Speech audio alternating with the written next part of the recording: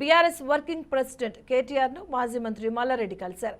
కుమారుడు భద్రారెడ్డితో పాటు ఆయన వెళ్లారు. ఇక లోక్సభ ఎన్నికల్లో తాను పోటీ చేయడం లేదని కేటీఆర్ కు భద్రారెడ్డి తెలిపారు. ఇక మరోవైపు నిన్న సీఎం రేవంత్ రెడ్డి సలహాదారు మేం నరేందర్ రెడ్డిని కలవడంపై మల్లారెడ్డి వివరణ ఇచ్చారు.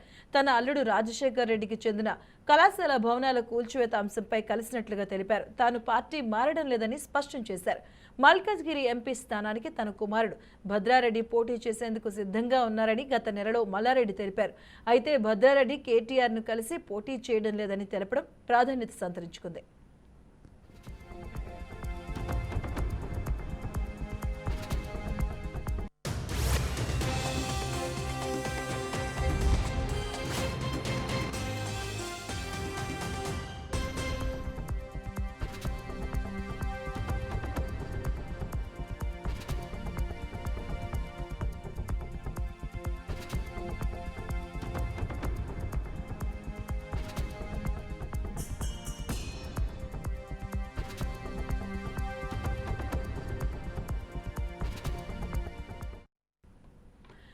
బీఆర్ఎస్ వర్కింగ్ ప్రెసిడెంట్ కేటీఆర్ ను మాజీ మంత్రి మల్లారెడ్డి కలిశారు. కుమారుడు భద్రారెడ్డితో పాటు ఆయన వెళ్లి కలవడం జరిగింది.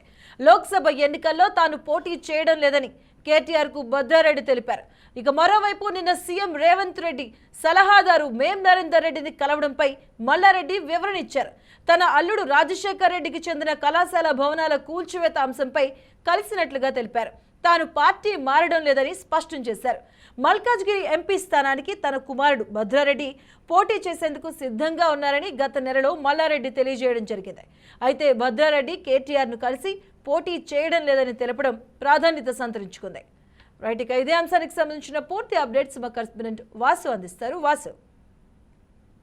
మధు, ప్రధానంగా మల్లారెడ్డి సంబంధించి ఆయన అల్లుడు అట్లాగే ఆయన కుమారుడికి సంబంధించి రాజకీయ వ్యవహారాలపైనే ఇప్పుడు హైదరాబాద్ హాట్ టాపిక్ గా మారింది. నిన్న మల్లారెడ్డి అల్లుడికి సంబంధించిన కాలేజీని కూల్చివేత సందర్భంగా మల్లారెడ్డి ఆయన అల్లుడు మరి రాజశేఖర్ రెడ్డి ఆయన ప్రస్తుతం మల్కాజ్గిరి ఎమ్మెల్యేగా ఉన్నారు.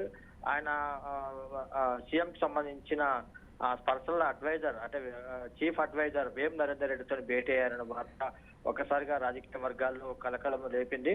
దీంతో మల్లారెడ్డి కాంగ్రెస్ లోకి వెళ్తారన్న ప్రచారం జరిగింది. అయితే వేం నరేందర్ రెడ్డి మరి రాజశేఖర్ రెడ్డి అట్లాగే మల్లారెడ్డికి సంబంధించి చర్చల్లో ఆయన భాగస్వామి అయినా కూడా ఆయన కాంగ్రెస్ పార్టీలో చేరతారన్న ఆఫర్ వచ్చినట్లుగా మీడియాలో ప్రచారం జరిగింది. కానీ వేం నరేందర్ రెడ్డి ఆ పార్టీలో చేరికకు సంబంధించి తానేం చెప్పలేను, అది పార్టీ హైకమాండ్ చూసుకుంటుంది. ఇక్కడ ఉన్న ఏదైతే స్థానికంగా ఉన్న రాజకీయాలు కానీ స్థానికంగా ఉన్న వ్యవహారాలు ప్రభుత్వంతో చేల్చుకోవాలి, తానేం చేయలేనని చెప్పి నరేందర్ రెడ్డి చెప్పినట్టుగా సమాచారం.